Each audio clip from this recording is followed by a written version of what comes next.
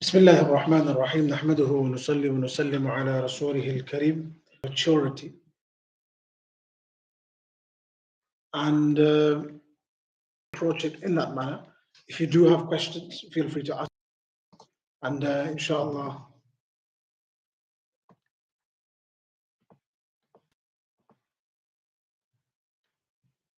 there's an issue with the sound.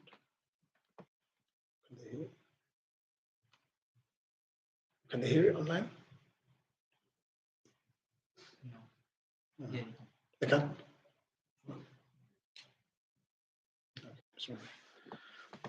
So inshallah, this is, it's a very, very technical discussion, but inshallah, I'm sure we'll be able to digest some of the ideas. Many youngsters have the question, why can't we interact with the opposite gender? What if it's only as friends? What if I'm only interacting as a friend? She's like a brother to me, or he's like a sister to me. And then what's the boundaries on male-female interaction? So I've kind of split this into three. I've done this talk in a few places now. The last place I did it was at the university in the City University in London. And that was really interesting because each time I do it, I get the chance to add something else on and add a different perspective on. And so we're going to start from looking at it from a Western perspective, us living in the UK. And you'll find a number of academics discussing this. So my first objective is to kind of dismantle the Western perspective of male-female interaction. But I'm going to ask you to bear with me because this is a very technical topic. So I want you to bear with me. We're going to start from the 1950s and the 1960s. That's how far back we're going to have to go. So bismillah. Let's take a look at society in the 50s and the 60s. One thing you'll find common in the 50s and 60s is it was very, very normal for men to go out and work, and the women would get married and they would become stay-at-home wives. This was very common. They would become mothers in the home. Now, I'm not making judgments or comments here. I'm just merely presenting to you what was the state at the time. I'm going to start by presenting the facts. And this is how society operated in the 50s and the 60s. Then you had one of two options. You either focus on building a family, which means you get married, or you would focus on your career. I'm talking as a woman now. As a woman, you have two options. You focus on building a family, so you get married, or you focus on your career. You couldn't do both, and I'll explain to you why. The problem is if you focus on your career, if you focus on your job and your 9 till 5 vocation and going to work 9 till 5 every single day, and if that was the priority for you, then marriage was extremely difficult because the husband would want somebody to take care of the children, somebody to take domestic duties, and he would take care of the financial duties. So in essence, society had decided that there was going to be a compromise. In the 50s and 60s, you can read anything, any literature on this, it's common. This is normal. And one of the parents would take the responsibility outside of the home, one of the parents would take the responsibility inside of the home. Let's assume now you're in the 1950s, and as a woman, you're focused on your career. You still have sexual inclinations. You still have desires, right? So what happens? So you end up having promiscuous relationships outside of marriage. And in the 50s, there's a good desires. So you have promiscuous relationships outside of marriage. You don't have birth control. So it's not an option. It's really not an option back then. So what happens? You basically give birth to this child. Birth to this child, it's a workplace. And there's no father. So now you're left with one option.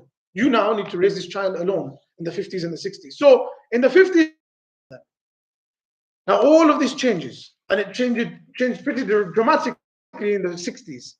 What was so special about the 1960s? The first human contraceptive was invented by an American chemist in the 60s. And so since the 60s, we've had relatively reliable and safe birth control. Why is this so important? Oh, why is this guy talking about birth control? In the whole of human existence, where women are now free from involuntary reproduction. And this has never happened in the history of the planet. I'm not talking in the UK. In the history of human existence, women have never been able to say, I don't want to have a child right now. Khalas, I'm going to have relationships, I'm going to have all of these things, but I can control when I have a child or not. And so women are now deciding this when they want to get pregnant. And this means that they don't have to choose between marriage and a career. I can go and have my high-flying career 9 till 5, and I can still have sexual relations, and I can still control whether I have a child or not. So there's no consequences. Perfect. We can have relations outside of marriage. We can have, without any history doesn't show that it went very well. It didn't go very well at all, actually. Let's see what some of the issues were. It caused massive issues in the family structure. It made life difficult for the children. And the father's not interested because fun. We had our little fun and khalas. Now, the female influence and the male influence is extremely important in the development of children. And so that's just one issue. What's the other issues that we see? AIDS comes about. AIDS is a sexually transmitted disease. And now it becomes extremely common and widespread because of all the uncontrolled, promiscuous relationships that are taking place. There's us thinking, khalas, there's no consequences. It's all good. Have all the relationships we want. The case. Add to that STDs, they start mutating. I mean, that's how viruses work. They're tricky things to bring under control. We know that now to some degree. Yeah, you get group of one variant, and then another one mutates. Becomes even more difficult. Khalas. So this is all studies of virology. What's the point? Why am I mentioning all of this? The birth control pill now exists, and so what's the big deal? Women have control over involuntary reproduction. They can start entering the workplace without having to worry about a family structure. So women start entering this workplace in much greater confidence. And so for the first time in the West, we are now seeing more and more instances of male-female interaction from the 60s. But what's the rules? What's the rules? We don't set any rules. What's the boundaries? What do we class as too far? We don't know, right? We don't specify anything. So we think it's all okay. And this is generally how we do things in life. But yeah, what's the big deal? Women working in the workplace, the same as men. Okay, fine, let's do that. So for 50, 60 years, let's say, let's leave it. I'd show you all of the articles. So the hashtag #MeToo movement breaks out.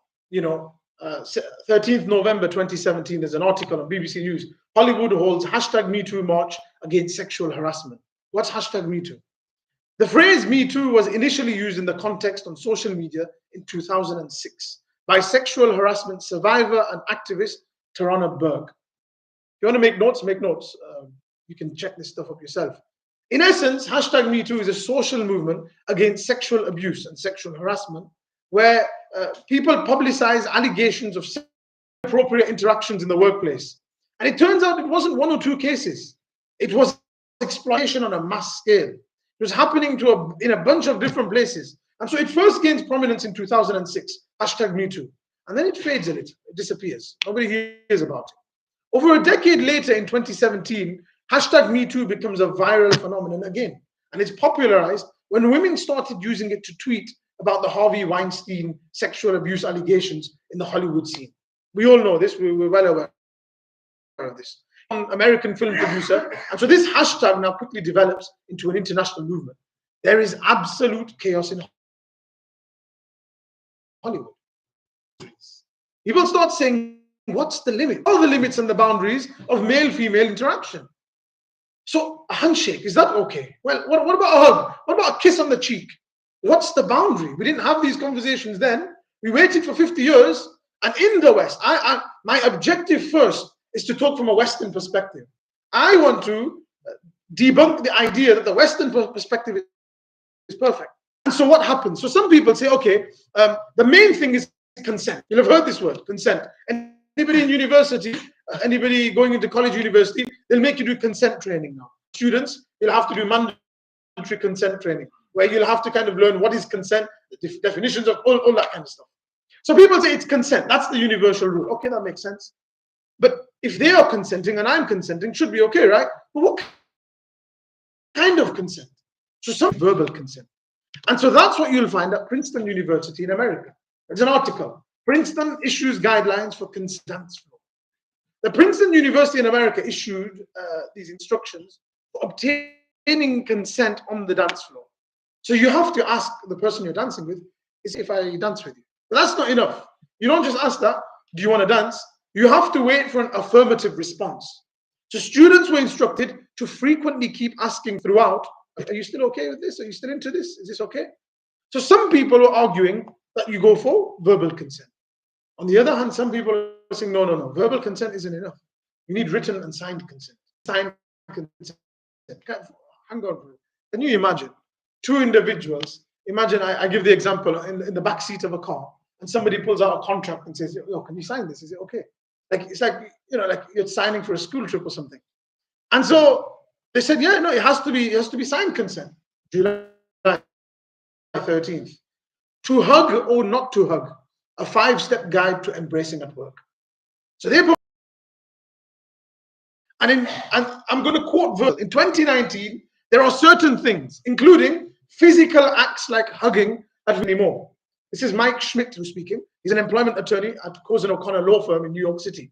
He says it's just not worth the. And he's saying that there's a 5-step guide. Now they're writing usul and principles on how to give a hug. And there's 5 usul and these 5 guidelines. NBC, the television network, which is an article in the Telegraph, they say NBC issues hugging guidelines to staff in sexual assault scandal. So this television Telegraph comes out and says, recently, I'm talking very, very recently, like in the last month or so, staring is now sexual harassment. Telegraph comes out and says, recently, I'm talking very, very recently, like in the last month or so, staring is now sexual harassment. Sadiq Khan tells London commuters, staring, and you've got, I'm from London, so on the tube and everywhere in London, 7 new posters have been started appearing in stations across London as a part of the Transport for London campaign against common examples of sexual harassment. One of the posters includes staring, intrusive staring, intrusive staring of a sexual nature. These are not small names. Bloomberg Business, like these guys, serious. You can check the article. It was in 2018. Wall Street rule for the #MeToo era: avoid women at all costs. That's the exact wording of the thing. And underneath there was a caption to explain what the article is about. Just listen to these words. Exact. No more dinners with female colleagues. Book hotel rooms on different floors. Not even different rooms, different floors. Avoid one-on-one meetings. When I explain this to the students, I say, if this is not Sharia law, what is it? I mean, this is exactly no more dinners with female colleagues. Don't sit next to them on flights. Book hotel rooms on different floors. Avoid one-on-one meetings. You see what the problem is? What's the problem? What is consent? Who defines consent? We are very and say, we've got it sorted, we've worked it out. You need consent, written consent. Even then, within consent, what are you consenting for? Are you consenting for a handshake? Are you consenting for a hug? And when it comes to meetings and things like this, these are complicated. Let's make it simple. Consent is simple. What's consent? Conditions. You say no other conditions? No, if they're willing, they're willing. Just what about a child and an adult? When it comes to male-female interactions, there's also motive. There's also what's going through the man's mind. There's what's going through the woman's mind. And so we try to simplify and say, no, it's innocent, it's casual. But that's exactly how it starts. And it ends up as exploitation of somebody somewhere. So that's the first part of my discussion. To kind of have a go at the Western perspective and poke holes at the narrative from a Western perspective. The very brief next part, somebody gets excited at certain terms, mashallah. So the next term is what is the Islamic solution to male-female interaction? We've had a go at the Western perspective. Let's present the Islamic perspective then. So this is my conclusion, and I'm going to go into details of my conclusion in the third part. So this is going to be a very, very basic conclusion and then I'll provide all the evidences in the next part. So the conclusion is this. Islam says when it comes to verbal interactions, spoken interactions, so long as it remains verbal, short, professional, it's fine. Sharp and short in essence. When it comes to verbal interactions, in school, you're with teachers, teacher-student relationship, you need to have a conversation. You're not going to say, the teacher says, where's your homework? Stuff. It's unrealistic. So keep it professional. You're in college, you're in university, and sometimes you're expected to do kind of projects with other students. And sometimes it's a girl you have to do it, sometimes a woman. Keep it professional, keep it formal. You're not going to go to the shop and you're going to turn up to the shop and say, sorry, there's a sister there, I can't buy, and just wait. Brother, can you please make this purchase for me? We know. You see, the thing is, sometimes we make it extremely childish. We ourselves know what the limits are. We know what the boundaries are. And you see this in the life of Khadija radiallahu anha. She's a businesswoman. And she hired the Prophet sallallahu alaihi wasallam. Of course, there was clearly verbal interactions. Otherwise, how would the business function? But that interaction was professional.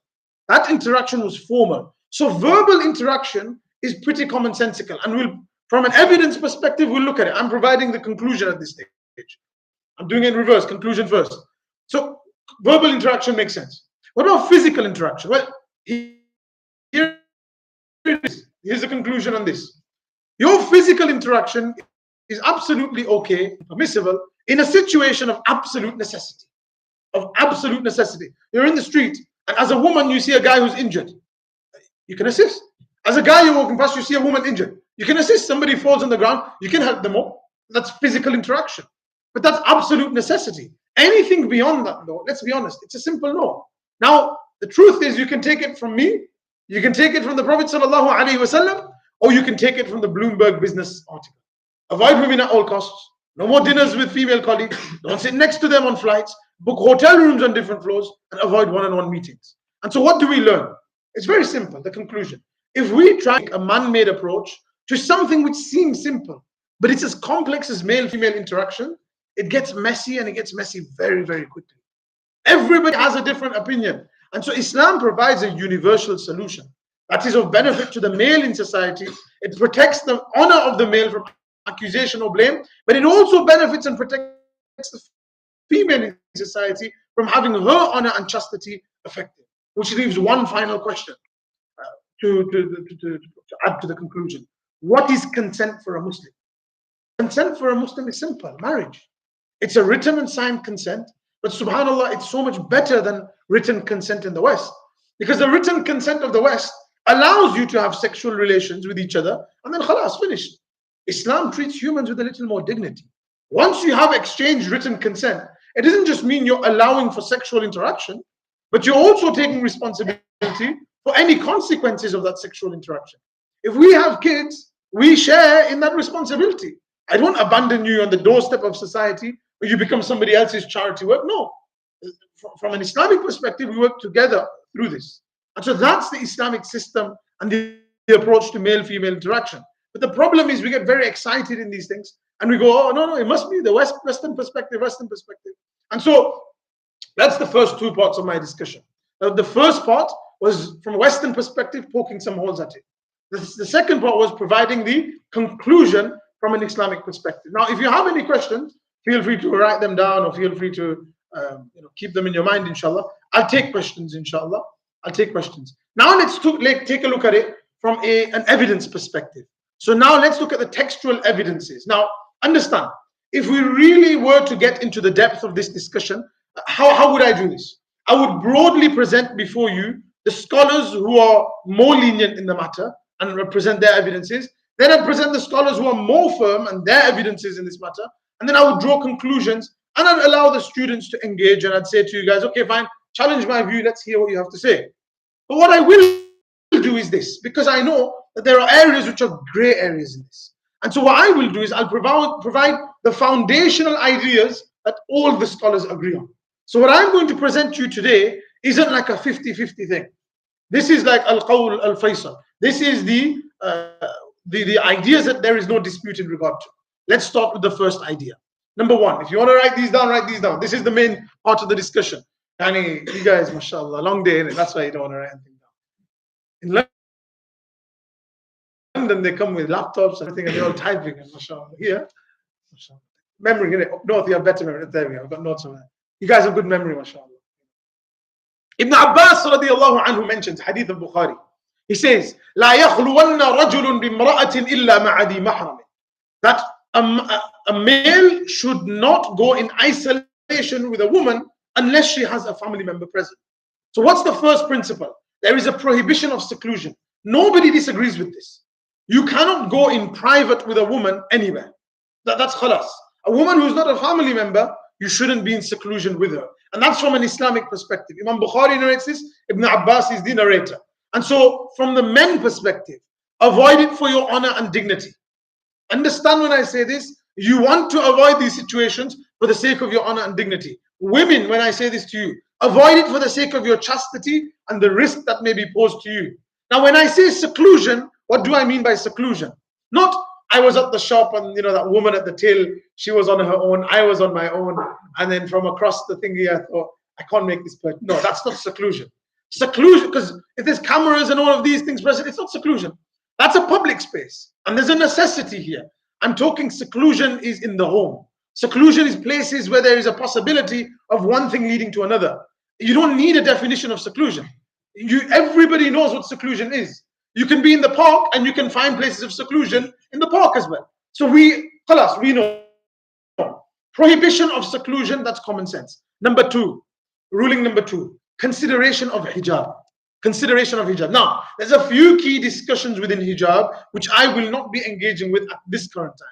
But we have to have a mature discussion in regard to hijab and how important hijab is in these discussions. Now, how am I defining hijab? It may not be how everybody defines it. I'm understanding the phrase in the context of the entire religion. Hijab is a code of conduct that Islam promotes. It's not just a garment. It's not just a piece of clothing that's to be worn. Hijab is a code of conduct for both men and women. So when I use the word hijab, I'm not talking to women. I'm not talking about that. I'm talking about hijab from a Quranic perspective and from an Islamic perspective. It includes all of that. It includes all of that. Hijab is a code of conduct. And Allah talks about this in the Quran. And to the men, I'll say directly, Allah instructs the men before addressing the women. Qul, O Muhammad, go and say. Why would Allah say Qul? Why would Allah say, O Muhammad sallallahu alayhi wasallam, go and say? He's going to say anyway. It's because this is such an important idea that Allah wants to teach and Allah wants to present. He says to the Prophet, O Muhammad, you need to make sure you say this. And make sure you say this very clearly. Qul lil mu'minina, say to the believers. And the mu'mineen is referring to those people who want to push themselves to that better level. يَغُضُّ مِنْ أَبْصَارِهِمْ, lower your gazes. Men, the hijab that starts for men is lowering the gazes. وَيَحْفَظُوا فُرُوجَهُمْ, and protect your private parts. You see, there's a link between these two. When you lower the gazes, it makes the protection of the private parts easier. ذَلِكَ أَزْكَى لَكُمْ or ذَلِكَ أَزْكَى لَهُمْ, this is more pure for them. إِنَّ اللَّهَ خَبِيرٌ بِمَا يَصْنَعُونَ. And so we need to lower the gaze. Let's be adults about this. Let's be mature. Allah knows us better than ourselves. He knows our temperaments and our inclinations. He's not targeting men. He's being frank because that's what we require. Every single one of us knows when you're going through that certain phase between the age of 16 to about 24, the only thing on the mind of a guy is women. 99% of the time, that's what they're thinking of. That's 100%. And some of the guys are looking at each other. I don't know if you're thinking about each other, but I would imagine that you're thinking about women majority of the time. And so, now also notice in the Quranic usage, Allah says, Inna Allah khabirun, Allah knows bima yasna'un, what you guys are doing. But yasna'un doesn't translate as what you guys are doing, because that would be ya'malun or yaf'alun or something like this. Yasna'un is actually something very different. And this is where I'll advise you study Arabic. Because when you study Arabic, you'll understand the Quran for the miracle it is. Sana'a yasna'u, Arabic students will know, it's where you manufacture something. It's something that you develop. There's a whole blueprint involved. You're thinking. And guys, you know the drill. You go to the sister, can you help me with this work? Sister, let's make a group in it. We'll share Islamic content. And because you can't ask for a number, right? So you'll say, sister, let's all go on a group and we'll share the work and we'll make progress. Yasna'un is like this long-term plan that we have. You're thinking about how best to kind of show her Sister, I also watch Sheikh Yasir Qadi's talks on YouTube. You know him as well, Masha. Ustad Noman Ali Khan. I listen to his lectures all the time. It's so inspirational, isn't it? Who's your favorite scholar? We know, Yasna'un, yani, what's the plan? We don't care about the scholar. We don't care. We're using Sheikh Yasir Qadi to get to her. You know, listen, let's meet for revision. You know, revision. It's a good thing. Let's do revision. Allahu Akbar, that was such a long revision. Are you hungry? Let's get some. You like pizza as well? Pizza is my favorite. And so that's that. And women, please, sisters. قُلْ لِلْمُؤْمِنَاتِ, Allah says to the females, يَغْضُضْنَ مِنْ أَبْصَارِهِنَّ, also lower your gazes. Also lower your gazes. وَيَحْفَظْنَ فُرُوجَهُنَّ, same instructions to women. And some women are sharp. Some women, they know what's going on and they shut it down. You know, and I'll touch on this a little later on. A firm voice, they shut it down, you know. And for sisters specifically, I always give this advice. Just give a dirty look to the guy. He'll never ask you, like, you know, just look him up and down, say, and that's it. Khalas, he'll never ask you. You don't want to revise with that one. This is dangerous, man. And let's be honest, sisters. Just as men aren't innocent, neither are the women. Sometimes we know as women exactly what's going on, and sometimes we like the attention. And we know exactly what words to say to make ourselves seem religious, but also interested. And he just dangling, like, and you know, let's not do that. Let's not do that. So that's the first aspect that Allah mentioned in the Quran. Another aspect of hijab that we need to understand that applies to men is for us to cover up with modesty. Look, wear what you want. I'm not interested, and neither does Islam censor the personal choices of fashion. Wear whatever you want. Does it say in the Quran which brands you can buy and which you can't buy? Islam is not interested in those brands. Islam is interested in the general idea, the modesty aspect. Modesty within the framework of Islam, that's key. Now remember, I'm pointing out where scholars are unanimous. Lowering the gaze, covering yourself modestly, these are matters of unanimity. You won't find scholars disagreeing on this. Now I'm conscious that there's a discussion which would be worth probing here, but I'm not going to have this discussion right now, which is the discussion of hijab. You know, I'm still working on some content in this regard, and I'm putting together an idea, inshallah, in regard to hijab itself, the scarf concept, from an Islamic perspective, why women, why not men. All of these discussions we can have another day, inshallah, and I'm working on that. But like I said, hijab is more than a piece of cloth for men and for women. It's a code of conduct for public interactions. Allah, don't soften your voices. Don't make them, you know, all kind of sweet and beautiful. And, you know, guys, you know what guys are like. They'll just start falling like, well, like the jaws will drop to the ground. فَلَا تَخْضَعْنَا بِالْقَوْلِ. Allah. But Allah knows us. It's hardwired within us. And so فَلَا تَخْضَعْنَا بِالْقَوْلِ. That don't, you know, make your voices all thingy. And subhanAllah, Allah's not having a go at women here. And Allah says, women, keep your voices firm. What does He say next? He says, women, it's not your fault. وَيَطْمَعَ الَّذِي فِي قَلْبِهِ مَرَضٌ. It's possible that somebody who has an illness in their heart, they might start hanging on to you. You don't want somebody kind of, you know, constantly kind of, you know, following you around and this and that. Khalas. فَيَطْمَعَ الَّذِي فِي قَلْبِهِ مَرَضٌ. There's possibly somebody who you're speaking to, they have an illness in their heart. And for this miskin, for the sake of avoiding this guy's attention, you don't want this guy's attention, speak firmly. Khalas, show that I'm not interested. وَقُلْنَ قَوْلًا مَعْرُوفًا. And look, Allah has made it very clear. He's instructed women, take a no-nonsense approach. Allah's not blaming the woman. Allah's taking the issue with men, that men have ulterior motives at times. And for men, we have to understand that Allah's called us out already. Don't have ulterior motives. And Allah chastises those men as having illnesses and maladies in their hearts. Yeah. Now, for the sake of academic integrity, because I want to be fair and I want to present to you what's actually legit, I will mention here a caveat. There is a discussion among scholars whether this instruction is exclusive to the wives of the Prophet ﷺ or not. And I'm mentioning this because I said to you, I'm going to present to you before you those facts which are unanimous. In this matter, there is a slight disagreement, but there's evidences on both sides. But the reason I presented this here is the group responds with, if these are the conditions for the mothers of the believers, and it is even more applicable to us as well. And so I've mentioned that here. Now Allah says to women, وَقُلْنَ قَوْلًا مَعْرُوفًا.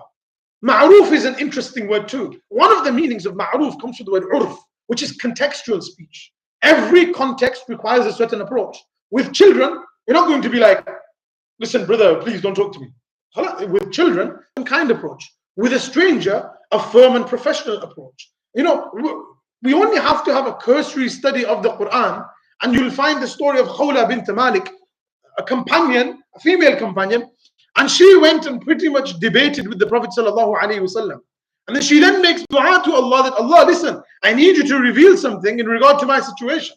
You can study it in the preliminary verses of Surah Mujadala. And she has a full-on interaction with the Prophet sallallahu alaihi wasallam.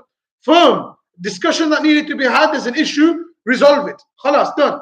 So the first meaning is of ma'ruf is to adjust your tone according to the context.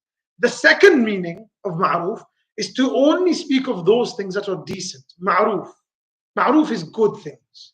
And so that's what the word ma'ruf comes from. Al-amr bil ma'ruf, calling towards good things. And so ma'ruf, don't make all that small talk. Keep things healthy and balanced.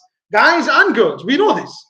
When you're having this conversation, maybe it's somebody at work, and you're doing it on WhatsApp, or you're doing it on Facebook, or whatever platform you're using. We know that extra lol that we don't need to put, the extra emoji that we don't need to put, the extra little winky face that we don't need to. We know these things. That's what ma'ruf is talking about. Allah knows all the different forms of communication that are going to come. And so Allah used the word ma'ruf urf. Based off your context, In that context, there might have been a little wink like, "Salam sister, that hijab looking fine." In this context, it'll be like, "Check this speech of Sheikh Yasir out. It reminds me of you," because he talks about tahajjud, like that. Understand? It's these kind of things. Don't worry, man knows the lines. Ala kullin, the second point is undisputed. Professional etiquette. You will have all the time in the world to have all of these conversations with your wife, inshallah. Say inshallah. Depending on this how loud the inshallah is. I know where the bachelors are. It seems on this side. Number 3, the third matter that's undisputed in regard to physical contact. Physical contact, avoid physical contact in all circumstances. Now, of course, to be fair, like I said, some scholars do make an exemption for the shaking of hands. And that in and of itself has a number of auxiliary discussions which are dependent on context, and it requires some details. My advice in this regard is to avoid where possible. The shaking of hands is not a unanimous matter. Understand? It's not a unanimous matter. Scholars have their disagreements. But my advice is avoid where possible. There really isn't a need. Interviews have this. Now, why do classical scholars not mention this? I'll tell you why. In the Islamic countries where it was predominantly like Muslim majority countries, this conversation would never happen. That men and women don't need to shake hands. It happens from a Western perspective. And so as we moved into the West, this idea of men and women shaking hands is quite the norm. And so now scholars will discuss, is it dependent on norm? Is it not dependent on norm? Can there be exceptions? Is there never any exceptions? So that's a different discussion. But my advice is, again, stick with that Bloomberg article. Avoid at all costs. If there's no need, avoid it. Khalas. So that's in that regard, physical interactions. Number 4, the content of what you discuss. Look, if you're discussing your favorite Netflix show, or some comment which seems innocent, like, "Sister, Allahumma barik, your hijab is on point." Nobody pulls off a hijab the way you do. You box it off. We all. That's why I say, for some reason, when we approach these discussions, we're like really hesitant in these matters. But we all know exactly what's beyond the boundary and what's before the boundary. And you don't even need me to sit here. Every single one of us knows. Now sometimes we overdo it, and this is important. Sometimes we overdo it and we go too far extreme. Look, we need directions to go somewhere, and we'll start using sign language. Like, I don't want to talk to the sisters. You start using sign language, or you write it on a piece of paper and hand it to her. This is like OTT. You don't need to do that. You can go very formally and say, "I'm looking for directions. Can you help me for directions?" Alas, what's so hard about that? What's so hard about that? In the Musnad of Imam Ahmad mentions a narration where a female companion was listening to the lecture of the Prophet ﷺ. She's at the back of the masjid. This female companion is listening to the lecture of the Prophet ﷺ. She struggled to hear a statement, and so she leans forward and she asks one of the men, "What did he say?" And the companion responded, "Rahimakallah," and he responded that he said kada wa kada. Yani formal. Having healthy boundaries is extremely important. The problem is that Muslims, especially us Muslims of certain cultures, we are so overly cordoned off and we're sectioned off from society that when we do enter the workplace, when we do go to colleges and universities, we don't know how to have respectful and decent interactions. We don't know where to look. We just stood there like, "Oh, this person's talking to me. I don't know what to say." And the real world isn't our protected and well-fenced corners of society. And then a young man comes to university, bichara, and the sister says, "Assalamu alaikum, can I please see your notes?" And the guy thinks, "Bro, I think she's proposing." You know, she's dropping some hints. Maybe I should ask for her notes. Like, subhanallah. You know, and so, you know, our Nabi sallallahu alayhi wasallam says, "Al-haya'u la ya'ti illa bi khayr." Hadith al-Bukhari. Yani haya, modesty, la ya'ti illa bi khayr, brings nothing except for goodness. Yani haya modesty will bring goodness. And we know what modesty is. We know the content that we are saying, the content that we are sending, the content that we are messaging, what's damaging and what's beneficial, what's damaging for us in the court of Allah. Number 5, context. Context plays a huge part in deciding what is appropriate interaction between men and women. In one context, something might be wrong. In the same context, that same thing might be okay. Let me give you a very, very beautiful example. Su'ila Malikun. Imam Malik rahimahullah ta'ala was asked, هل تأكل المرأة مع غير ذي محرم منها? Can a woman eat with somebody who's not a family member? فقال مالك, Imam Malik says, ليس بذلك بأس. I don't see an issue with that condition. إذا كان ذلك على وجه ما يعرف للمرأة. On the condition that this is something, in that context, it's seen as okay. He continues, he's not finished yet. What does he say the condition is? أن تأكل معه من الرجال, that somebody random, somebody who's a stranger can eat with another woman, but the condition is وقد تأكل المرأة مع زوجها, remember being present. I'm going to explain that hadith in a lot of detail. Hang on for a second. But he says ويكره للمرأة أن تخلو مع الرجل. Of course, he's along with all the other scholars unanimous that it is makruh. And yukrah, understand, yukrah is a technical terminology. When we say makruh, we mean something different in the Hanafi school. When Imam Malik says yukrah, it means haram. He says it is haram for a woman أن تخلو مع الرجل, that she is in isolation with another man, ليس بينه وبينها حرمة, and she eats with him. And so this was Imam Malik rahmatullah. What did he say? I'll summarize. A woman can eat in the presence of another man so long as her husband is present, or her father is present, or her brother is present. Now, most of us are like, never heard that from the Mimbar before. Let's continue. Salih. In the Musnad of Imam Ahmad, there's somebody by the name of Salih. Who knows who Salih is? Who's Salih? Who? Not that one. Who's Salih? You can tell you've never studied. Salih, I like to terrorize the joker, or the one who thinks he's a joker. Anyway, Salih is the son of Imam Ahmad ibn Hanbal. Who's Salih? The son of Imam Ahmad ibn Hanbal. I'll show you something. Who's Salih? There you go. See, these are the kind of students you have in Preston. I just said it twice. Mentions in the Musnad of Imam Ahmad. أنه سأل أباه. It's a youth one, isn't it? Sometimes you get non-youth entering as well.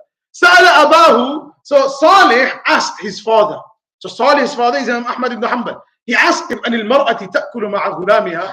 Can a woman eat with a slave in the house or a non-family member? غير ذي محرم.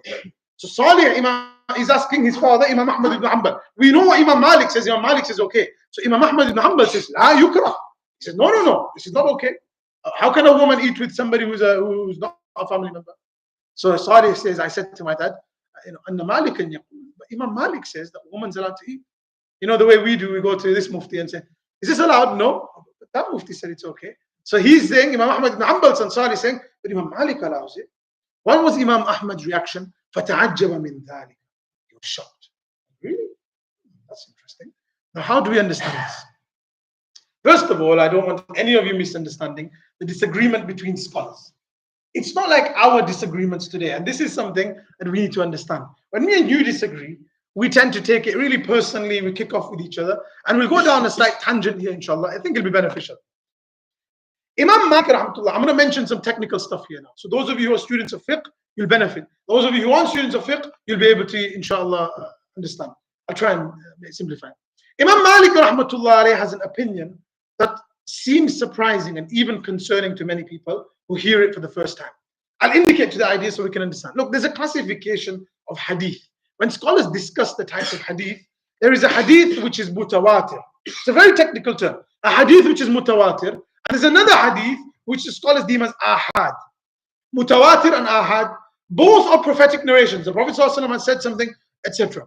But the mutawatir narration is understood to be stronger than the ahad narration. That's something which scholars agree on. Imam Malik had a principle known as Amalu Ahli al-Madina, the practice of the people of Medina. Now, Imam Malik rahmatullah would say this. When Imam Malik rahmatullah was in what period of time? He was in 150, around 150, 160. So Imam Malik rahmatullah, he used to say that when I see the people of Medina, the scholars of Medina doing something, then I will class that as mutawatir. Pause for a second. Mutawatir is a statement of the Prophet ﷺ. Ahad is a statement of the Prophet ﷺ, but they deem it as a lower category. Imam Malik is saying the practice of the people of Medina, the people of Medina, the scholars of Medina, when they do something, I'm going to class that at the level of mutawatir. So that's quite concerning. That Malik, what are you doing? The Prophet ﷺ statement, and then this is Ahad, which is another statement. And over here, the practice of the people of Medina. Understand, who are the people of Medina in the time of Imam Malik? The people of Medina were like the Sahaba and the students of the Sahaba. These were great scholars. So he's saying if the Sahaba are doing something, it must mean that they are doing it only because the Prophet ﷺ said it. So he's saying that because there might be a hadith which the Prophet ﷺ says do this, and the Sahaba aren't doing it. Why? Because there's another hadith that came afterwards which said the Prophet ﷺ changed his opinion and said, now you're going to do this. This opinion is now what they call mansukh. What's the English term for it? Abrogated. It's been abrogated. So khalas. What's the point? I'll summarize quickly. Do you know abrogated? He was in school with me, that's why. Mutawatir, Ahad, and Imam Malik's opinion. I'm going to summarize now. Pay attention. Imam Malik says that this opinion here, the amal of the people of Medina, is mutawatir. Khair. So we understand the justification, that it makes sense to some extent, because these people are only doing what the Prophet ﷺ taught them. What's the point? Layth ibn Sa'ad is in Egypt. He's Imam Ahl al-Misr, the grand scholar of Egypt. Layth ibn Sa'ad hears about this in Egypt and he writes, Ya Aba Abdullah, how can you say this? How in the world can you come with something like this? They discussed their differences, they had disagreements, they had debates, discussions, but they never end up agreeing or convincing the other side. They start writing refutations against each other. They start saying this guy's kafir, this guy's out of the fold of Islam. Somebody would think, because of our lack of knowledge and understanding, we would think this is a major matter of the religion. Usul al-Din, but no. These scholars, they understood the religion. Imam Malik rahmatullah is preparing for the marriage of his daughter, and he requires some perfume. Either he didn't have that specific perfume, or he wanted the perfume of Egypt, which was known to be of a high quality. Now, Layth ibn Sa'ad is in Egypt, extremely wealthy. Imam Malik sends a letter to Layth ibn Sa'ad, who's in Egypt, and he says, send me some perfume. I need some perfume. It's for my daughter's marriage. Layth ibn Sa'ad sends perfume to him. How much does he send? The narration mentions, wiqru ba'ir. He sends a camel loaded with perfume. They had disagreements. They had beef in regard to this mas'ala, this ruling. But they still had muhabba for it. And Malik is my brother. Layth ibn Sa'ad is my brother. We disagree in matters of the religion. You'll see among scholars sometimes disagreements among scholars. But that doesn't mean that they're making sides like I'm beefing with him and he's. You will see that in their personal interactions is muhabba. Another incident, when Layth ibn Sa'ad came to Medina, Imam Malik rahmatullah sent him a plate filled with dates. Imam Malik sends him a plate filled with dates because he's in Medinan dates. You may see this in our families. Somebody sends some food in a dish, and so we'll send it back. They will keep that same dish and they will send something back the next day. So Layth ibn Sa'ad, he receives the dates, eats it, shares it with his family, etc. And he returns that same plate filled with gold, dinar, gold coins. And this was the muhabba that they had. They disagreed, they debated, but they never saw eye to eye on this ruling ever. But they were brothers. And how can I abandon this person? SubhanAllah, he's got iman in their heart. Allah blessed them with iman. Khalas. So, Imam Malik was okay with a woman. Understand now, we're coming back to the mas'ala. Well, focus. Imam Malik was okay with a woman eating in the presence of another man so long as she's not alone. She has to have a husband, a father, or family member present. Imam Ahmad hears about this from his son and he's astonished. So how do we understand this difference? How do we say Imam Malik on the one hand allows it, Imam Ahmad on the other hand doesn't? Simple. There was a 70 years difference between Imam Malik and Imam Ahmad. As we know, Imam Malik is from Medina and Imam Ahmad is from Baghdad. Baghdad at the time was arguably not just the center of the Islamic world, but arguably one of the wealthiest economies at the time. Now, a study of society, and we'll understand very quickly that as societies become wealthier, they trend towards greater segregation and privacy. Because you can afford it. Like think of many of the Muslims who moved here to the UK. When they started, they came to the UK, there was 3 or 4 families living under one roof. So what are you going to do? Everybody has to wait outside whilst this family eats, and then that's it, next family coming. No, you all eat together. You would eat and maintain respectful boundaries. Men would eat on one side, women would eat on the other, or you'd have like the partners separating each other.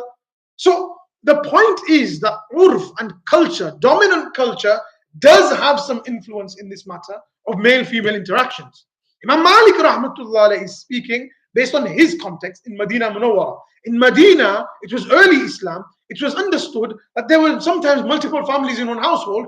You will learn to live with each other with respectful boundaries.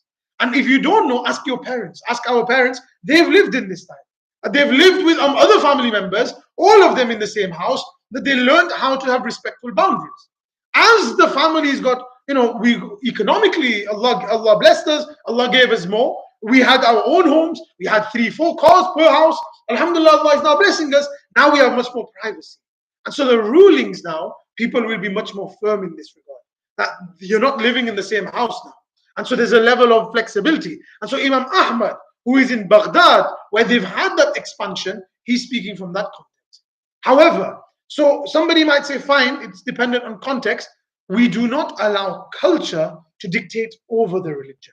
That's something to bear in mind. So long as the Islamic ideals are there, appropriate clothing, appropriate interactions, you're avoiding isolation, all these ideas are implemented, then it's permissible. So long as it's dignified, it's permissible. And so the 5 principles that I mentioned. Number 1, prohibition of seclusion. Do not be in isolation with a woman or a man. Number 2, observance of hijab. And hijab, we mentioned a few things: lowering the gaze, dressing modestly, remaining firm and professional even in your tone, whether that's with your tongue, whether that's with your texting, whether that's with whatever. Number 3, avoid physical contact. There's no need. There's no need. Number 4, the content of what you're discussing, avoid the small talk. Avoid the small talk. There's no need to have those kind of really, long kind of conversations. And context. Context. You might send a text. That same text sent at 11:30 p.m. might be seen as problematic as opposed to sending at 2 p.m. And we both know, we all know, that text that's sent in the middle of the night, that can be the same text sent at 2 p.m., but that one has motives, this one doesn't. Context is extremely important. And so that's what we need to understand. Now, there was a few things that we wanted to discuss as well. So that's the summary. That's the summary. Now I'll take questions inshallah in a second. But I've done this content in a few places, etc. And so in university there was a few questions that were asked. And so I can take a look at those questions first, or I can take your questions first. I know in Preston nobody ever asks questions because inshallah either they like example number 1 over here where they don't pay attention. So they don't know what to ask questions on. Or it's been answered in such a good way. Question over here. You know how like ladies, why shouldn't you be near them? Why shouldn't you be near them? Like the ladies, like the women. So what's your exact question? So, like, why shouldn't you be like near the women? Like, what's the problem? That's the whole point of the discussion. Let's answer it, inshallah. The question is, why shouldn't you be near women? Why shouldn't you be near women? Yeah, that's the question. Okay, so we've addressed this from 2 perspectives. One is from a Western perspective. Yeah, so from a Western perspective, what was in the Bloomberg article? Preston, isn't it? The Bloomberg article, which is a business article, said avoid women at all costs. Why? As you grow up, you'll find there is always dynamics in every relationship. In a parent-child relationship, who's got the authority in that relationship? The parents. Yeah? In a student-teacher relationship, teacher and student, who's got the power? I hope so. I hope so. So you've always got some sort of dynamic become easier and magnified. When somebody in authority has the possibility to exploit somebody in a set of authorities. So often what happens, and we've seen this, it's not in the 60s, we'd say, we don't know, we don't have any data to prove this. After 50, 60 years of seeing men and women interacting, we've seen the amount of exploitation that does take place. So that is what we call an illah. an explanation from looking at context, meaning we've seen this is the harm, this is one of the reasons. One reason. Another reason might be this, another reason might be that. A third, imagine, say you start interacting with a girl, you catch feelings for her, and then you and this girl have sexual relations, but now you're not interested in her anymore, and she gets pregnant. She's gonna, have this child, but you're like, I don't want to take care of this child. Agreed? Very difficult, and I'll say this to you, and as you start getting older, you'll understand.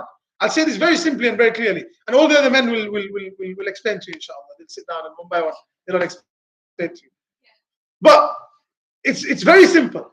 Men and women, their interactions, it's very difficult that you don't build feelings. Eventually, somewhere along the line, somewhere there is a very high possibility. I'm not saying it will always happen. You might be that one guy who will say, but I just, she's like a sister and we're just friends. It's nothing more than that. You might say that. Islam comes to give principles for the general. Do you understand? So you can't give rulings for this separate, this person separate, that person separate. Islam says for society and for the benefit of you and for every single other person, have respectful interactions. So if you did listen, I didn't say don't go near them. I didn't say poke them from a distance with like a 3-meter barge pole. I said you can have interactions, formal, professional, and where required. Absolutely necessary. If you're in school and you have to speak to somebody, then you are permitted to speak to them. So it's these kind of things, inshallah. Any other questions? Can a woman go for dinner with her husband and a friend along with her? So, can a woman go for dinner with her friend along with her friend's husband? Very good question. So like we mentioned, Imam Malik rahmatullah alayhi mentioned it's permissible. Again, understand. We have to be mature about this. Every situation is different. Every situation is different. Imagine you going for a meal and there's 3 men and 3 women. And so the 3 women are on their table on this side and the 3 men are sat here on this side and they're discussing.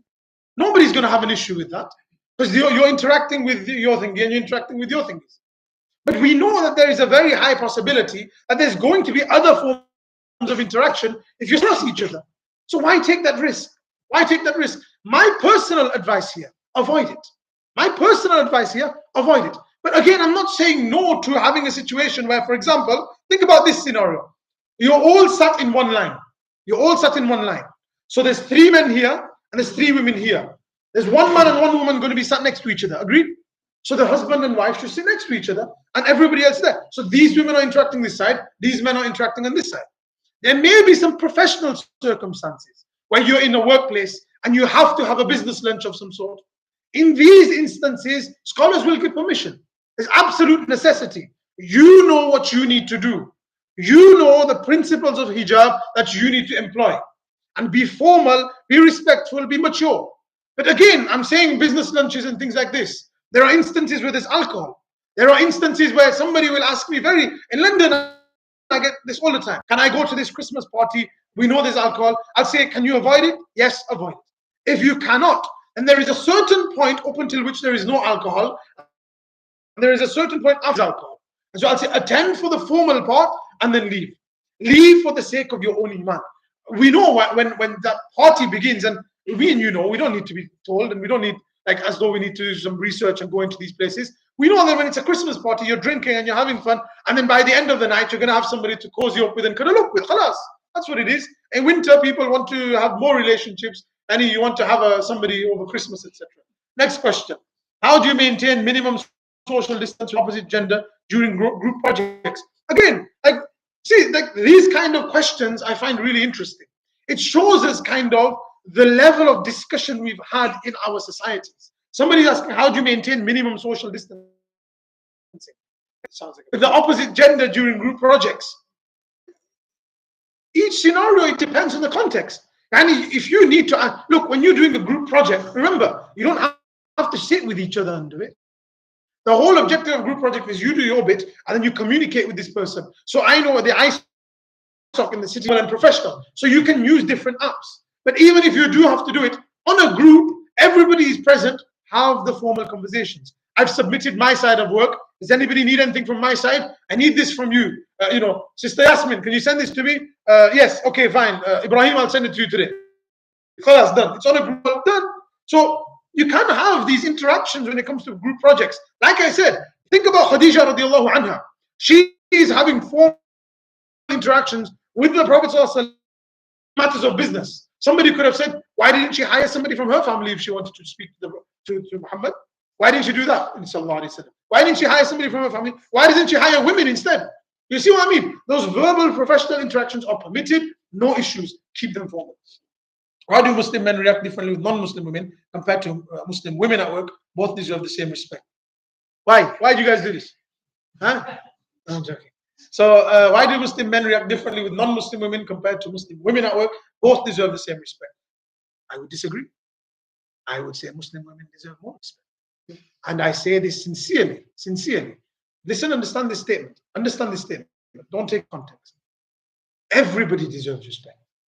Everybody deserves equal amount of respect. But somebody with Iman in their hearts, you should make exceptions for them.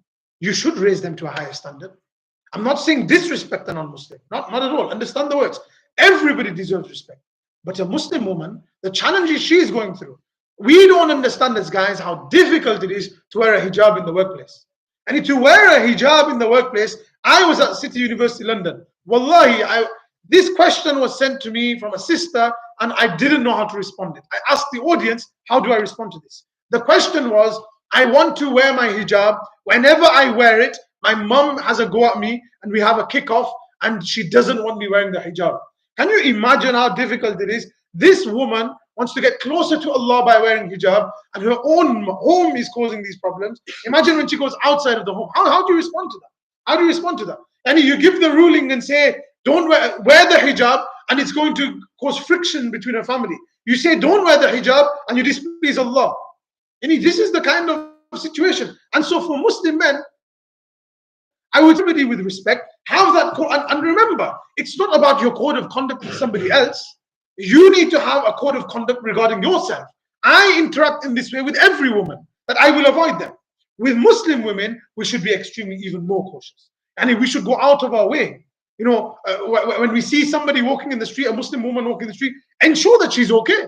If something happens to her, then you should be involved in that and say, yo, that's not okay. That's not cool. You know, and this is how we should be. And so I'm saying on the basis of Iman being in somebody's heart, that has to account for something. How does a woman stop a man from harrowing and he refuses to stay away from it? How does a woman stop a man from harrowing and refuses to stay away? And he keeps coming. There you go. No. We're laughing at it. We're laughing at it. That genuinely is a solid solution. And if there's a guy who keeps harassing you, say, look, I'm not okay with this. I'm going to call my brother. And that will definitely help. You just say, I'm going to call my 6-foot brother. You know, just. But like, you know, as Muslims, let's in our approach. We have to imbue the Quran in our lives. We have to understand Allah watches. Wallahu khabirun bima yasna'un. Allah knows what we are doing. And that Allah who created me, that Allah I have to stand in front of, how can I interact in this manner? So that's that. I genuinely, we laughed at it. Get your father to go knock on this guy's house and have a word with his parents. Say, look, your son's been following my daughter around and I'm not okay with this. Can you stop this? And you know, hopefully their parents, if they're half decent, they'll say to that child, "Well, we play now, man." And might get, you know, more excited. Yeah. Any other questions, Jazakul? I don't think there is. Any other questions? Question? Yeah, but he can wait till the end. Oh, he.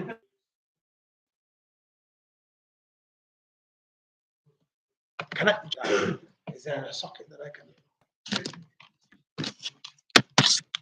Is that the reach?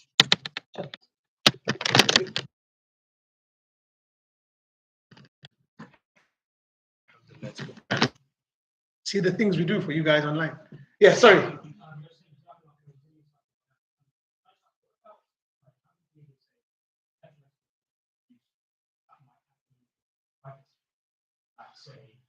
Limited gender interactions might not fix the way they fix it in the workplace or in a public environment. Give me an example. So, like, say, sometimes in family or spouse might use ultimatums. Sometimes these things happen in the home. Sometimes these things happen, not in a public space like what we're talking about, in the home. How do we approach this? There's a few things that I need to mention. Allahu Akbar. So then probably two people attended from me. Yeah, that's how it works. Impressed them, you guys, mashallah, khalas, you guys.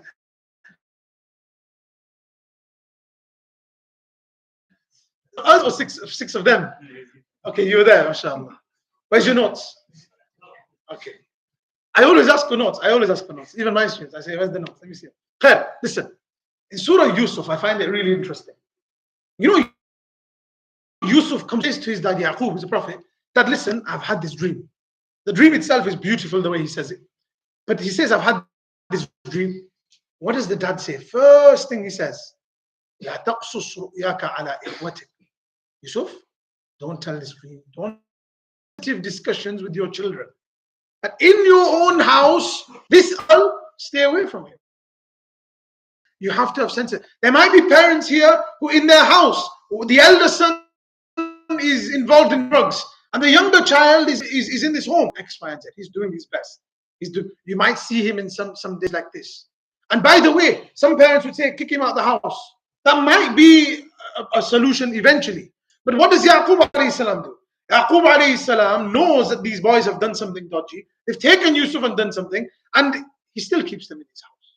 He still keeps these boys of his own sons in. And this is extremely important. So the first thing we have to understand is the responsibility comes from parents. A conversation needs to be had with our children where we feel that it's necessary. Sometimes that sensitive conversation needs to be had. Study the stories of the prophets again. The lives of the prophets and their stories are not for kids. They are even more so for us as adults. Surah Yusuf has so many different characters inside. Study them from an archetype. Display certain traits and qualities. If you understand these traits and qualities, you'll be able to copy and paste that in anybody who has those traits and qualities. And so archetypes are very important. So when you study the woman inside the story of Yusuf, put yourself in her shoes, all of these things. So the first thing I would say is parents have a responsibility. Second thing I will say is, if there is some marital discord, sometimes it can get toxic. Sometimes it can be kind of the husband is saying in a certain way to the woman and kind of using leverage against her. Some is using leverage against the husband, and men will sometimes. And by the way, like this is like psychology now. But men often they go physical, and women often go verbal. Why? Why is this the case? This stems like classically from a long time ago. Back in the days when men would kick off, I'm talking even caveman times. When a man would kick off, what would he do? Generally, when you look at men and women, physiologically, the build of men is stronger. It's a physiological thing. Any biologist will tell you, don't ask your muftis about this. Ask a biologist. So physiologically, men are stronger. So how do they take things out with each other? They would scrap. They would have a kickoff and khalas. Whoever wins is the dominant. This person is going to be the leader of the tribe. When women would disagree, there wasn't this physiological advantage. So there would be arguments. This is why men can never win women in arguments. Because it's this idea from a psychological perspective, they are trained to kind of respond in this way. Now, if I was to respond to a woman aggressively, it's now this woman's duty to go and do not let it go unsaid and unheard, because nobody else knows about this. Nobody else will see the signs sometimes. You have to go and you have to first of all try and resolve things. Look, try and make things work. Sometimes kickoffs happen. I'm not justifying anything here. I'm saying sometimes kickoffs happen. You want to try and make the marriage work, especially if there's children. And so you want to make things work, but you may need to bring a third party in. You may need to bring in somebody who can help from a counseling perspective. And so a woman who is being abused, or even a man who's being abused, they shouldn't just take it. If you are concerned, say a woman's come out of a relationship and she's going into another relationship, meet your local scholars and ask them, when I get married, is there certain conditions I can put in my marriage nikah that will allow me to pull myself out of this marriage? There's a concept known as tafweedut talaq, that you can take as a woman ownership of the talaq if there's an absolute need in necessity. Say, for example, the husband becomes exploitative, the husband becomes kind of abusive or something, you can pull yourself out of that talaq without needing a third party, because you have that authority in your contract. But even then, from a Sharia perspective, if this is taking place in a marriage, a woman can easily make the fuss. But again, I always say this, it happens on both sides. It happens on both sides. It's not always the man, it's not always the woman. you can't give blanket rulings as such, but each case scenario, I would say seek, from an Islamic look, I'll mention something beautiful. There's a verse in the Quran. وَإِنَّ أَوْهَنَ الْبُيُوتِ لَبَيْتُ الْعَنْكَبُوتِ. The weakest of homes is the home of the spider. I studied this. I remember when I studied this about 5-6 years ago, and I read this and I thought, my Allah, why have you put this here? Every child can tell me the weakest of home is the home of the spider web. I can literally do this and the home is broken. Surely you must be telling me more than just the kind of the physical makeup of a web. And so I genuinely I couldn't find anything. And then there was a scholar who I met from America. He spoke to this scholar and I asked him regarding this verse because it was well thinking. So I spoke to this scholar and he said that he looked at it from an animal perspective, from an insect perspective. وَإِنَّ أَوْهَنَ الْبُيُوتِ لَبَيْتُ الْعَنْكَبُوتِ. The weakest of homes is the home of the spider. And one of the things he mentioned is, I think it was the red crab spider or something like this. There's a certain spider, when it gives birth, when the woman gives birth, the female spider gives birth, it then consumes the male. It eats the male who actually copulated with the spider. When this baby spider then matures, it then eats the mother in the baby crab spider species. And so he goes to me that it seems that Allah is talking about the home of the spider is the weakest of homes, Ankabut is spider. Allah is saying, indicating to certain species, and this is a valid tafsir. One of the tafsirs you can take is that the weakest of homes is that home in which domestic abuse is taking place. Yani where the woman is abusing the father, the child is abusing the mother. And this isn't far-fetched from the scope of tafsir. It's not saying every other opinion is false. It's saying that this could be a nuance that can be understood as well, based on what we understand. And so the weakest of homes, and we know which home, where children are brought up, where there's abuse taking place, is going to be a home of strength. It's going to be a home where things are going to be like the children are going to be kind of healthy from a mental perspective and see things the right way. And so we shouldn't tolerate it. As Muslims, we shouldn't tolerate this in any capacity. So hopefully that does answer the question. Yeah? Any other question?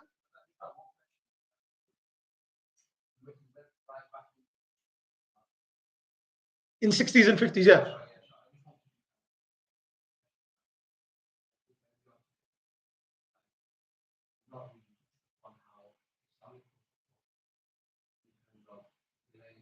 Our daughters and our sons married.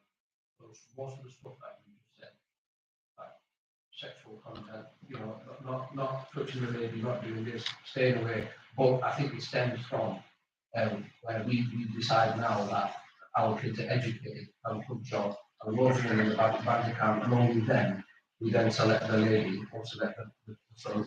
And if we stop doing that, then most of this is right. What's your name? I like you.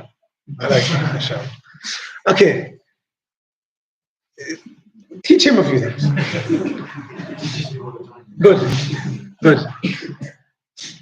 Very, very important comments here. And the reason I'll mention why I left those comments out. The comments are, yes, all of these things that I've said, no problem. But all of this stems from the issue that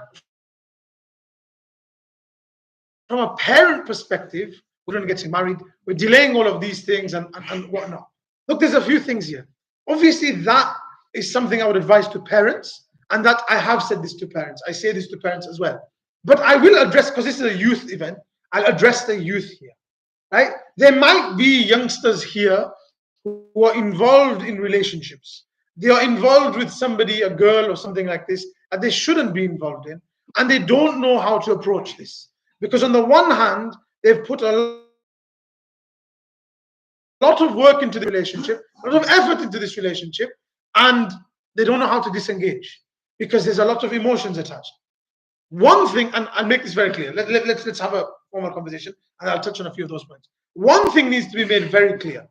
You don't wait a year or 2 years or 3 years before bringing your parents into a conversation. And you inform them at that stage that, oh, mom, dad, I want to make this halal. You don't wait for that amount of time and then come to them. You don't go about things the haram way. Mom, dad, I want to marry this person.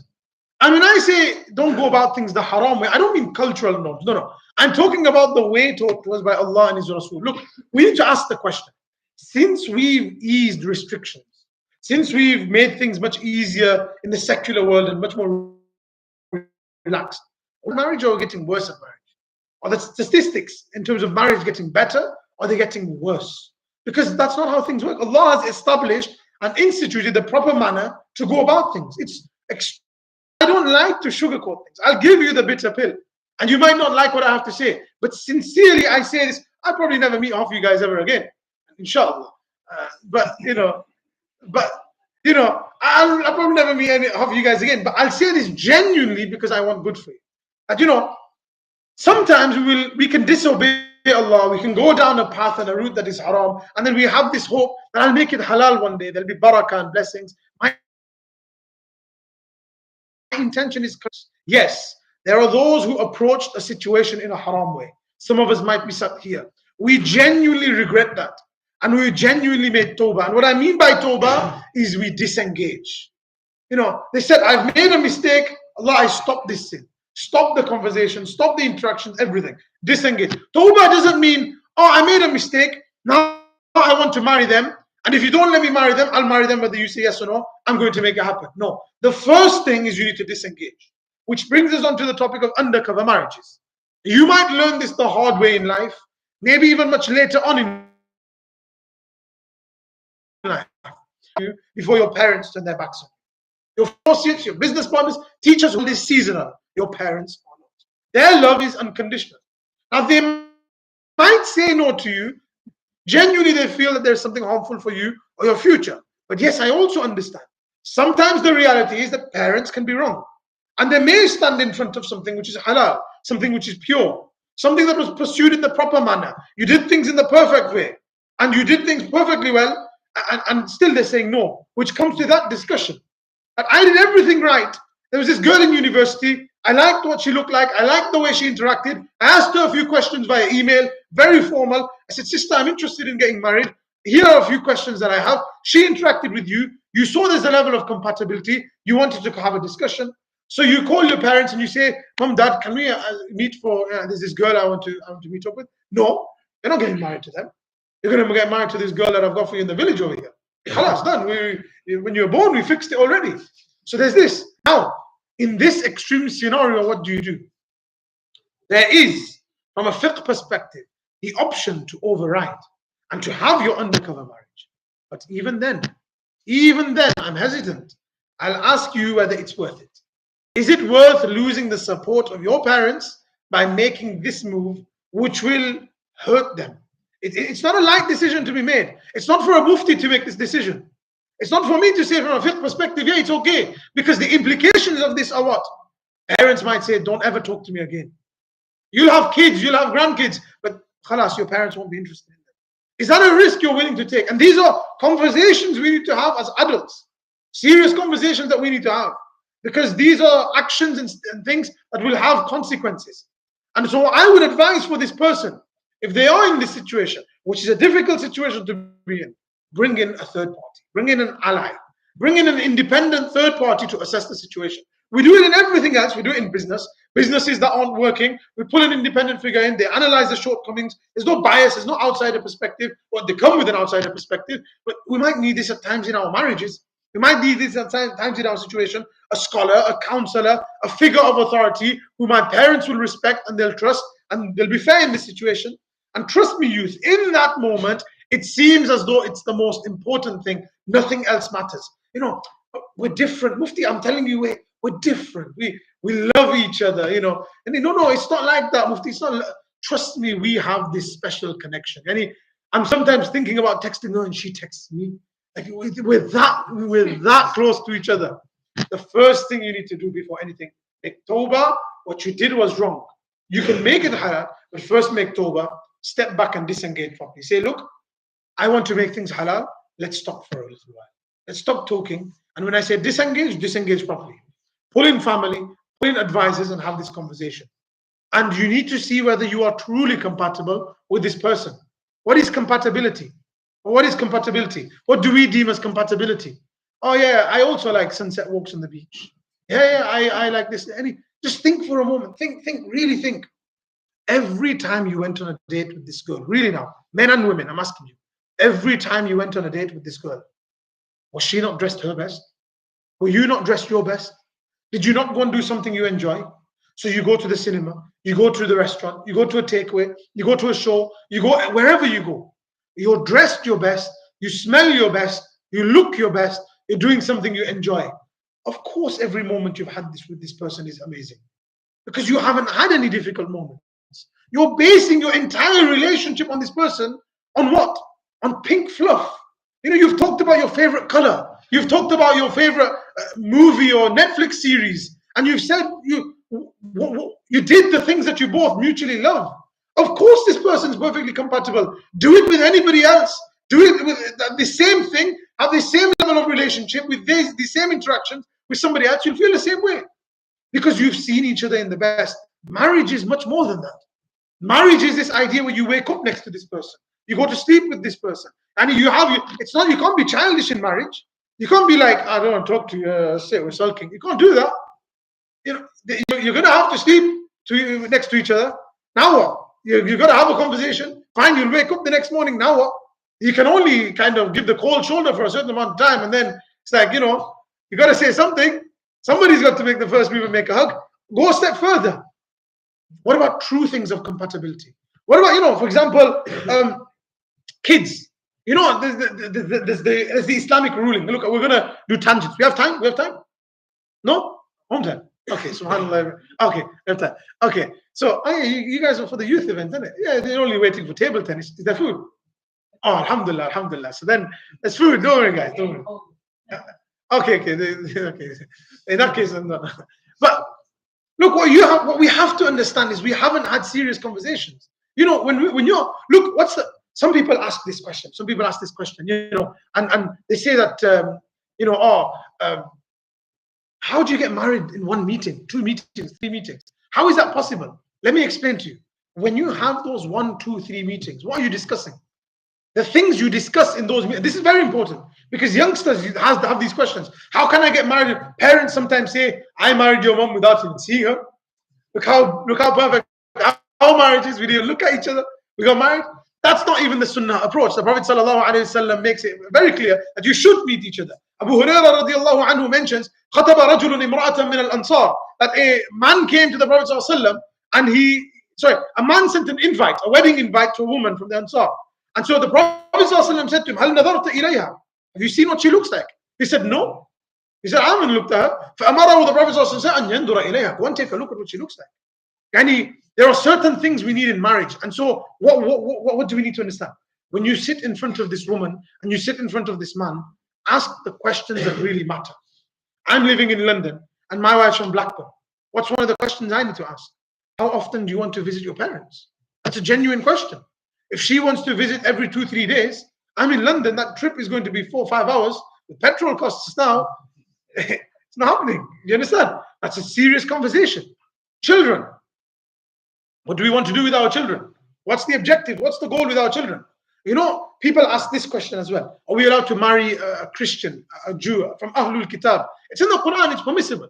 I'll give you the fiqh ruling, it's permissible. But now let's have a serious adult conversation. How many instances? I can count to you at least 7, 8 instances in my life where somebody has come to me and said, I married a Christian girl. This is all perfect. It's going well. We had church. One day madrasa, one day church. It sounds like a joke, but you see the implication later on. This guy is heartbroken. Every single one of them, they're like, my kids though. Now what about my kids? I don't know whether their iman is preserved. I have to stand in front of Allah and say, that's why Ibn Abbas radiallahu anhu would say, this condition of men marrying kind of Ahlul Kitab, Christians and Jews, is limited to an Islamic country. Where Islamic authority exists, not Islamic country, but Islamic authority exists. Because the serious conversations we need to have different. The implications are different. And until you're not on the ground seeing the harm that's taking place, from a simple fatwa, undercover marriages are okay. And then you see a marriage breakup, this child is now separated from their parents. Parents don't want to help them. Where's the girl going to go? Where's she going to stay? Who's going to take care of her? She's going to leave Islam because of this, because she's like, my parents abandoned me, the Muslim community abandoned me. So we have to be very careful in these matters. So especially with youngsters, the only interaction that we've had, and let's be honest, is with it's pink fluff interactions. That's what I call it. when we are dating, etc. And so true compatibility is what we need. You have conversations with this person. Are we really compatible? You can get to know their favorite food and this and that. Quick advice: I've got a full series on YouTube on this, preparation before marriage, 4 volumes, 4 episodes. No one's going to watch it. Ladies or older ladies, especially. 100%. Walking past. Like you're walking past, you don't have to say Assalamu alaikum. Just walk past. Assalamu alaikum wa rahmatullahi wa barakatuh. Khalas, you can do that. So give salam to an ajnabi, somebody walking past, etc. It's completely permissible, especially elderly women or something like that. It's completely permissible to say salam and all of these things. But again, motive, intent, keep yourselves clean. Yeah.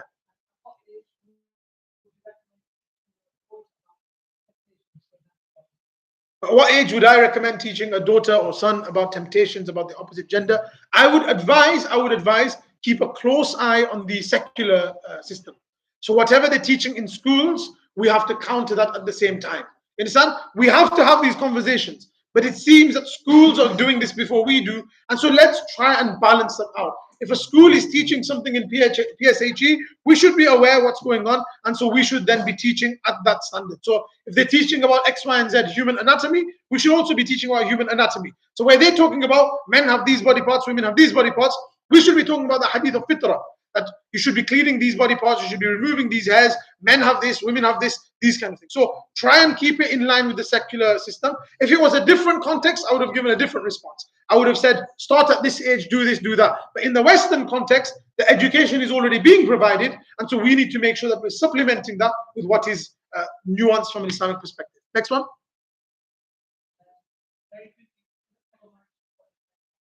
Undercover marriages basically means where you take an imam and you say to the imam, look, because remember the conditions from a Hanafi perspective is you need to have a man and a woman and you need to have 2 witnesses. That's pretty much it. And so that's the conditions. And so you can bring 2 of your friends and you can say to the imam, can we get married? And the imam will say, okay, do you take her in marriage? You take her in marriage, done, finished, done. So you're married now. And nobody needs to know about it. Nobody knows about it. You're both married. That obviously you've not had your parents involved, this involved, that involved. It's permissible from an Islamic perspective, but there are implications that will massively impact you as you're going further. Look, especially boys, become mature, become adults. Learn to be like, the problem is you don't pull your act together. So your parents are like, this guy just plays on a PlayStation all day. He's not ready to get married. And then you say, I want to get married. And they're like, yeah, get a job first. And we've not shown a level of maturity. Show that you're mature. Go to your parents and say, look, I think I'm ready to get married. Can I get married? And then pursue it that way. Next one. Anything else? That's it. Ask the question. Subhanallah wa bihamdihi, subhanakallah wa bihamdik. Ashhadu an la ilaha illa anta. What's that? When did I say that? Who said? You know, because he said I was supposed to. Subhanallah wa bihamdihi, subhanakallah wa bihamdik. Ahlul Kitab. What is Ahlul Kitab? Look, in the Quran, Allah talks about Ahlul Kitab and Christians. So people say, generally, the answer scholars give is Orthodox. Orthodox. But now somebody will say, but Isa alayhi salam's time, Isa alayhi salam believed in one Allah. Now they believe in the Trinity. Allah actually indicates to ideas, some scholars say in that verse, is indicating the Thalithu Thalatha is referring to Trinity. So the people of that time are also believing in Trinity. Whatever is the Orthodox belief of the Christians or the Jews at the time, that will be defined as Christian or Jews. But again, like I said to you, it's much more technical than that. The implications along the line is what we need to look at as well. Mufti Shafi Uthmani, when the people, question? Huh? Can we have the name and so we can announce the name on the mic, inshallah. Which brother is asking if we can have a second mic? See, now they're pointing to each other. It was this one, it was this one. So we'll say both names. We'll say both names. All the names. No. We don't want to say the names. We don't want to say the names. We don't want to say this. Look. Understand this. The Prophet sallallahu alaihi wasallam. The Prophet sallallahu alaihi wasallam. There was this discussion. You know, Khadija radiallahu anha. The Prophet sallallahu alaihi wasallam only married her, and he didn't marry somebody else. There was this discussion. I believe it was Khadija radiallahu anha who said this. Scholars correct me, inshallah. But I think it was her or somebody who said this. The women from the Ansar, they are jealous. Meaning they have this thingy that they only want one husband. And so the Prophet ﷺ took that into consideration. No, sorry. It just came to me. The Prophet ﷺ was sent an invite from a woman. And so, or the Prophet ﷺ sent an invite, and the Prophet ﷺ rejected that invite. And the reason he rejected it was because she was from the Ansar, and the Prophet ﷺ said that their women only like somebody to have a single husband. And so the Prophet ﷺ took this into consideration. In the context, if women are okay with the husband exacting polygyny, it's called polygyny, multiple marriages. Polygamy is different, polygyny is different. Study. Polygyny is the marriage of a single husband with multiple wives. So if the woman is okay with this, establish this when you get married. Establish this when you get married. This is what I mean. Formal conversations. Have serious conversations. If you're somebody who feels you need multiple partners, say to that woman, I feel that I'm going to get married to a second. If you don't have the audacity to say in that meeting, then don't bring it up later on. Like, khalas, it's not fair on that woman. So from an Islamic perspective, permissible, not permissible, we're not going to say impermissible, because from an Islam perspective, it is permissible. But have these conversations. If a woman is not comfortable with it, have this conversation beforehand and say, look, if you're not okay with it, khalas, like we don't pursue it. But you have to be honest and sincere and open in these things. A believer is open and sincere. May Allah subhanahu wa ta'ala grant us understanding. What was I saying just before I was about to conclude? Jazakallah. Mufti Shafi Uthmani rahmatullah, I'll conclude on this. When in the UK, you should spend time in his company as well. So then you should be careful and avoid his company.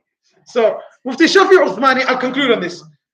The scholars of the UK asked Mufti Shafi Uthmani when we first moved here, can we eat the meat of Ahlul Kitab, Christians and Jews? From a Quranic perspective, it's permissible. Orthodox Christians, Orthodox Jews, the meat that they slaughter, it's permissible. They asked Mufti Shafi Uthmani, if it was me and you, genuinely, I put myself in that situation, I would have given permissibility. I would have said the Quran allows it, it's permissible, you are permitted to. Mufti Shafi Uthmani said no. Mufti Shafi Uthmani said no. He knew the Quran better than I did. He said no. One of the indications that's mentioned why he said no is if he had said yes then, how much effort would we have put into making halal places? And so he said no, knowing that long-term implications from a Western perspective, these guys aren't coming here to live for 5 days, for 1 week, for 1 month. It's not a holiday. They're going to live here. If I say no, these guys can't live without me. They're not going to eat ringra and all this kind of stuff every single day. They're going to get their meat. Majority Surti or Baruchi? Wengru. Depends on the dialect as well. So I married a Surti, so alhamdulillah, I know both sides. So he looked at that, he had that foresightedness. And this is why I say, fiqh is different, fatwa is different. Fiqh is what's in the books. Fatwa is the application of it in the context. May Allah subhanahu wa ta'ala allow us have tafaqquh fi deen. May Allah subhanahu wa ta'ala allow us to interact with this religion. There's food, so I won't hold you back any further, or else you guys will be cursing me. If there's any further questions, inshallah, contact Ismail Bayrawan or Maulana Hudayfa, anybody else, inshallah. And then they can get it to me, inshallah. He's a good friend of my father, that's why.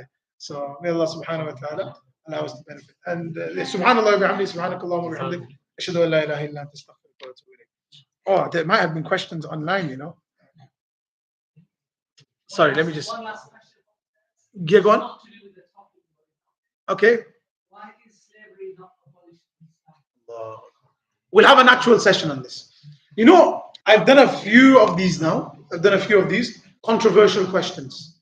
The marriage of Aisha radiallahu anha with the Prophet sallallahu alaihi wasallam. That's one that comes up. Slavery from an Islamic perspective. Look, if it's a genuine question, go to Yaqeen Institute and read some of the papers of Dr. Jonathan Brown. Dr. Jonathan Brown has addressed, and actually, he's published a book just recently. It's just recently, like in the last week or so, probably in the last month or so. It's on his pinned tweet. So if you go on his Twitter, Dr. Jonathan Brown, he's written the black something or the blackness in Islam or something. He's very good at making controversial titles, but he's very good at what he does. So he's Yaqeen Institute. Go on there, type in Dr. Jonathan Brown or type in slavery. He's written a lot of articles in this regard. And it's something definitely. We can have a discussion on this, inshallah, in the coming months. How do I get to know a girl before I marry her? Take a look at the YouTube video that I have on this. It's four videos, inshallah. Brother, please can you upload the live stream?